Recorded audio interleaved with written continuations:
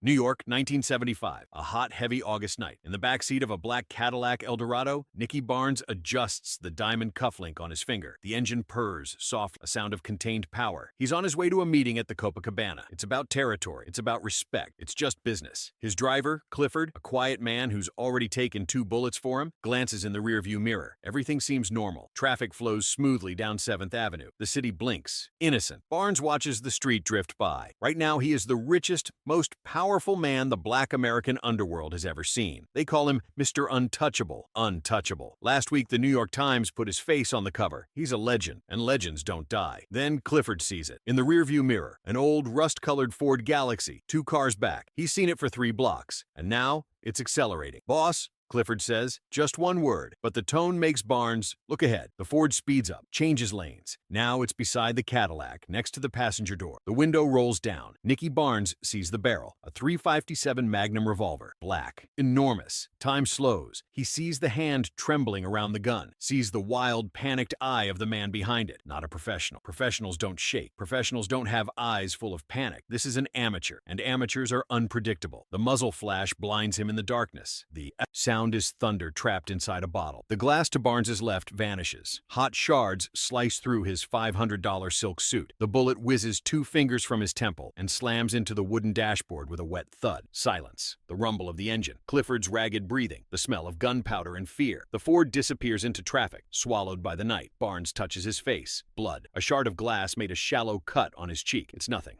Nothing at all. He stares at the hole in the wooden dashboard. The bullet lies there, hot and deformed, a hair's breadth to the right, and this story would have ended right here, bloody and broken on 7th Avenue. Clifford is pale. "Boss, shut up and drive," Barnes cuts in. His voice doesn't shake. It's flat, cold, dead. He pulls the bullet from the dashboard. It's still warm. He turns it between his fingers, feeling the weight of the metal. 50 cents worth of copper and lead. That's what someone paid for his legend. And then the truth explodes in Nicky Barnes's mind, more violent than the gunshot. The shooter was an amateur, a trembling man, a puppet. But who pulls a puppet's strings? Who wrote the check? It wasn't the Italian mafia. They'd send a hitman, a cold professional. It wasn't a rival dealer. They'd stage an ambush with machine guns. No, this was different, personal, almost domestic. Someone who knew his routine, someone who knew he'd be in that car on that night, someone who lacked the courage to pull the trigger himself, but had enough money to buy a stranger's courage. Barnes closes his hand around the bullet. The hot metal nearly burns his skin. He looks out the shattered window. Harlem drifts past. Its lights, its sounds, its blood. He built all of this. He is the king. And when a king is betrayed, he doesn't ask why. He asks who, and he'll ask another question, the only one that matters after who. What will you do with him? The answer to that question won't be a bullet. It'll be something worse. Something that will rewrite the rules of power in Harlem. Something that began with a missed shot and will end with the greatest act of betrayal in the history of American crime. This is the story of the night Nicky Barnes realized his greatest threat didn't come from a moving car. It came from his own conference table. Barnes didn't go home. He didn't go to a hospital. He told Clifford to drive to a discreet warehouse on the west side, a nameless place that smelled of coffee and old paper. This was his real office, the place where real business happened. The first thing he did was call 2 men, not shooters, accountants. Guy Fisher arrived within 20 minutes, his right-hand man. The lawyer turned strategist, the only one on the council Barnes might still have called a friend. He walked in, saw the torn suit, the dried blood on Barnes's face, and asked no questions. He sat. The second man was a ghost. They called him the Swiss. Nobody knew his real name. He specialized in tracking money through labyrinths of offshore accounts, shell companies, and phantom banks. He worked for a numbered account in Geneva, and for fear. Barnes placed the deformed bullet on the steel table. "Someone tried to buy me," he said, his voice still flat. "I want the name. I want the money trail, where it came from, who touched it." The Swiss picked up the bullet, turned it over. A .357, cheap manufacture, sold in bulk to the NYPD in 1970, disappeared from a storage depot. Barnes didn't flinch. That meant nothing. "The shooter," the Swiss continued, "is a former cop, fired for drunkenness. Name, Jerry Mullins. Address, a tenement in the Bronx. Owes money to loan sharks. Sick, desperate." Guy Fisher cut in. "A puppet. Who pays a desperate man?" "Exactly," Barnes said, finally looking at them. "The money. Find the money." The Swiss opened his briefcase. There were no computers for this kind of work, just handwritten notes, ledger books, codes. He began sketching invisible maps with his words. Mullins, the failed shooter, had received $5,000, cash deposit 3 days earlier at a chemical bank branch in the Bronx. The teller remembered him, nervous, smelling of cheap whiskey. The money came from an account under a company called Pan American Import and Export export. A shell, a front. Guy Fisher tugged at a memory. Pan American? Sounds familiar. Is it one of ours? Barnes gave an almost imperceptible nod. The Swiss followed the thread. Pan American was a subsidiary of a holding company. That holding company controlled another, a paper trail designed to vanish. But money, when it moves, leaves a shadow, a bank fee here, an authorization signature there. They worked all night. Guy Fisher cross-referencing names from internal ledgers, the Swiss decoding the bank's secret language. The coffee went cold. The city slept outside. In the end, the trail didn't lead to an Italian name. It didn't lead to a rival, Brooklyn. Trafficker. The trail made a circle, a perfect, terrifying circle. Every shell company, every account, every fund converged on a single place, an investment fund used for special operations, a fund only 7 people in the world could authorize. The Council Liquidity Fund. The money used to pay for the assassination attempt on Nicky Barnes came from Nicky Barnes's own vault. Guy Fisher turned pale. It's impossible. The Council, they're our brothers. Barnes said nothing. He stared at the bullet on the table. Then he looked at Guy Fisher, not with anger, but with cold, repulsed calculation. He was looking at one of the 7, and if one could do this, any of them could. The question in the room was no longer who. Now it was, which one? There was a second, more dangerous question. Was this a lone betrayal by a greedy partner, or the first move in a larger coup? Barnes stood. His back ached. The cut on his face throbbed. Guy, he said, the name sounding like a test. Schedule a council meeting. Tomorrow. Main office. Usual time. Fisher swallowed hard. And what do we tell them? Barnes picked up the 3.57 bullet and slipped it into the pocket of his torn jacket. We'll say we're reviewing investments, that we have a new opportunity. He smiled. It was the most terrifying thing Guy Fisher had ever seen. Because from now on, Barnes whispered, everything is a test, and one of you 7 has already failed. The meeting was set for 10 a.m. at the 125th Street office. The place was the embodiment of Barnes's power. Smoked glass, modern Italian furniture, a brutal view over Harlem. The 6 lieutenants arrived one by one.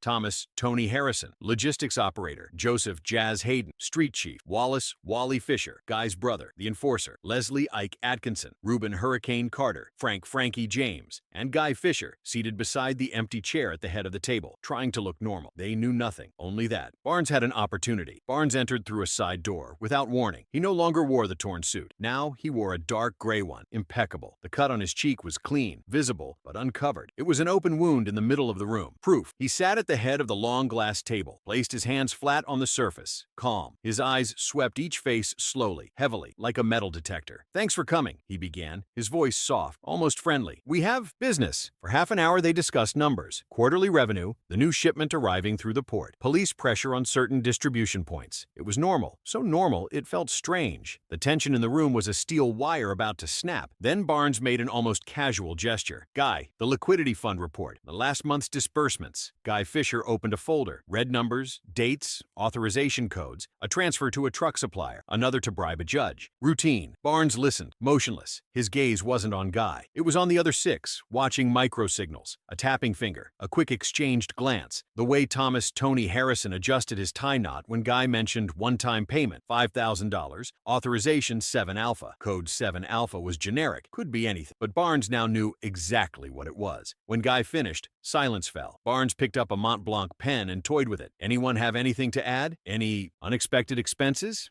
Any investment not reflected here? No one spoke. The AC hummed. Because see, Barnes continued, placing the pen on the table with a soft click. I believe in transparency. This council was built on trust. One signs, all support. That's how we win. He paused, looked directly at Thomas Harrison. Tony, you signed 7 alpha. It wasn't a question. It was a fact, thrown like a knife. Harrison froze for a fraction of a second, a blink too long. Yes, boss. It was for those radios. Remember? To improve comms. Of course, Barnes said, a thin smile on his lips. The radios. Do you have the invoice? The room stopped. Harrison was ready for many things, but not an audit. Right here, right now. It's at the office. I'll bring it tomorrow. No need, Barnes replied. He opened a drawer and pulled out a sheet of paper, slid it across the glass toward Harrison. Because I already have it. Straight from the electronics store. The purchase was for $2,000. Tony, not 5. Harrison's face crumbled. Sweat beaded on his forehead. The other 5 men physically leaned away from him, their chair movements screeching in absolute silence. The other 3,000, Barnes whispered, his voice now a razor's edge, went to a chemical bank account in the Bronx, then into the hands of a former cop named Jerry Mullins,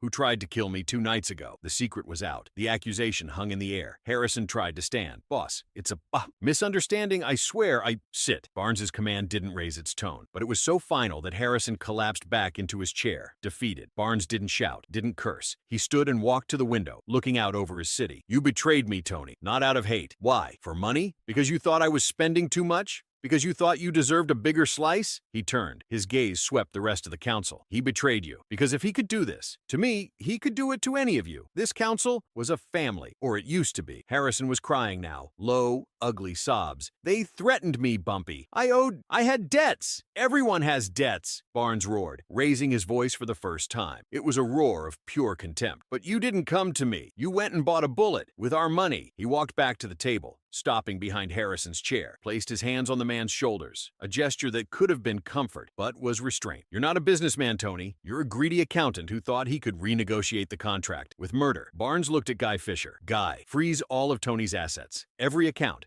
every car, his apartment. He's a partner in the process of termination. Harrison screamed, "You can't do this."